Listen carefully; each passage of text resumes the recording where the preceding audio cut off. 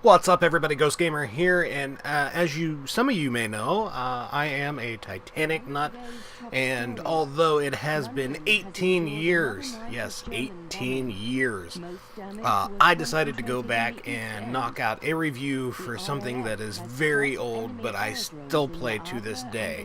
So without further ado, we're going to knock out Titanic Adventure at a time. Now, back in '96, I had a PC. That was one of, I think, only 2 or 3 gaming consoles that I had back then. But either way, I believe I was at Walmart, of all places, where I saw this sitting on the shelf, and decided to buy it. It was fairly cheap. I think it was like maybe $15 or somewhere in that ballpark. I picked it up, I took it home, and the rest, they say, is history. Now, to give you an idea here for some of you who are a little younger, 96, to give you an idea, that was Windows 95, I think.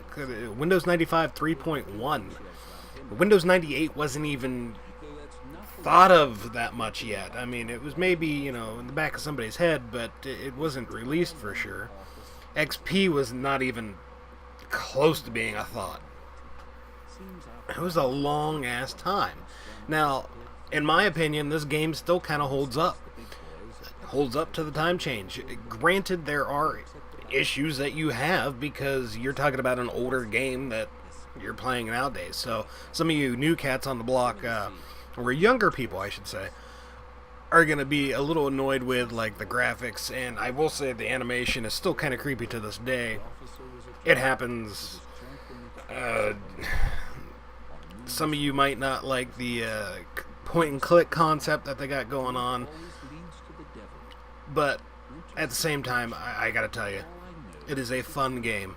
It is worth finding on like Amazon or eBay or wherever else you can find it. I actually got mine off of Amazon.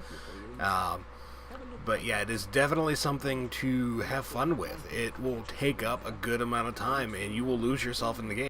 Now, I believe Cyberflix had this labeled as a puzzle adventure game. I would probably say it's more or less an adventure game with puzzle aspects to it. It's not a strictly, 100% puzzle game. It's not a puzzle adventure game. It's more or less an adventure game with some puzzle elements thrown into it. Now, I'm not going to try and give too much away, because that would be a complete and utter, killjoy for the entire experience. But I am going to tell you to go out and get it. If I had to rate this thing on a 1 to 10 scale, I'm going to give it about a 7. And yes, I know I've rated, quote unquote, more better and newer games at a 7. But you know what? My issue here is not the graphics. It's not the quirky controls, because that is another thing that I kind of don't care about, because it is kind of essentially a point and click with a little bit of a movement control. But anyhow, there is a lot of people that you can interact with. There's a lot of clues that you can find.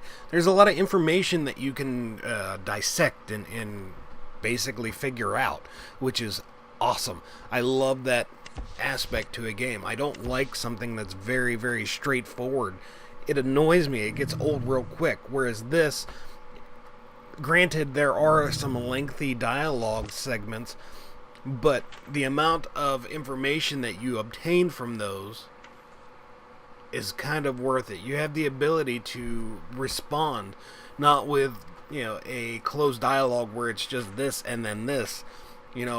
I have to give this response every single time. No, you have options of what responses you're going to give to the AI character, or the NPC character, I would call it, just like you do Fallout series. You can go through and pick and choose different options, which just adds to the gameplay as far as I'm concerned. It's not cookie cutter per se.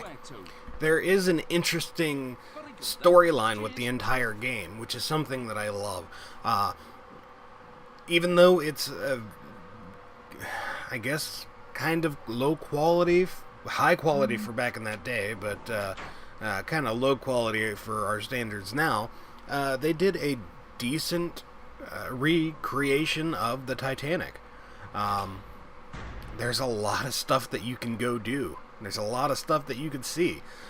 There are quite a few people out there that will probably make fun of the animations, which I agree. It kind of reminds me of like a sock puppet or something as far as the animations go, or something not too far away from maybe South Park, where they're basically just copying different images over a face and then photoshopping it and animating the Photoshop file. Anyway, go out and buy it. There are going to be gripes and complaints as far as the controls and the animations, but the entire storyline, everything that you could do, everything that you could see is well above and beyond the issues that it has. I'm going to quit running my mouth for now, mainly because I'm sure some of you are getting tired of hearing it. But for now, if you have any questions, concerns, comments, feel free to drop them in the comment box below. If you found this video informative at all, please hit the like button, a little thumbs up, and please do not forget to subscribe. That way you'll know whenever we kick out videos and all that good stuff. But for now, I'm Ghost Gamer, and I'm out of here.